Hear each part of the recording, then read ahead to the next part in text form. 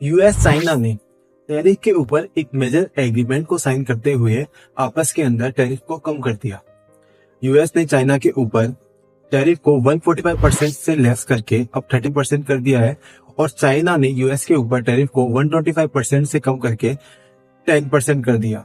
आखिर ये न्यूज इतनी इंपॉर्टेंट क्यों है? आपको पता होगा कि पहलगांव अटैक से पहले चाइना और यूएस के बीच जो जियोपॉलिटिक रिलेशनशिप है वो इतने बिगड़ चुके थे, ये आपस के अंदर ये टैरिफ को बढ़ाते चलेंगे।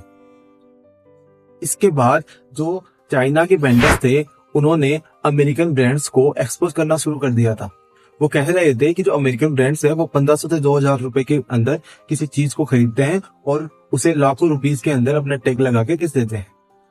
इसके बाद जो अमेरिकन ब्रांड्स थे वो चाइना की बजाय इंडिया के अंदर इन्वेस्टमेंट करके यहाँ से अपना रॉ मटेरियल बनाने की सोचते हैं और ऐसी न्यूज भी आने लग जाती है कि अब जो अमेरिकन ब्रांड्स है वो इंडिया के अंदर इन्वेस्टमेंट करेंगे। लेकिन इसके कारण चाइना को बहुत बड़ा लॉस होने वाला था और इसके तुरंत बाद ही पहलगांव अटैक हो जाता है। पहलगांव अटैक जिसका मेन ऑब्जेक्टिव इंडिया की इंटरनल पीस को टारगेट करना था, इंडिया के अंदर हिंदू मुसलमान जैसे दंगों को भड़काना था।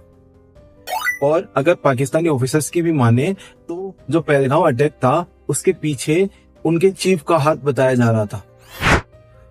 और उसके बाद ऑपरेशन सिंदूर जैसे बहुत वॉर चलता है और वॉर के खत्म होने के तुरंत एक दिन बाद ही फिर से यूएस और चाइना मिल जाते हैं और अपने टैरिफ को वापस से कम कर देते हैं। आखिर आप कमेंट में बताएं कि इस पूरे वॉर के पीछे आपको किसका हाथ लग रहा है।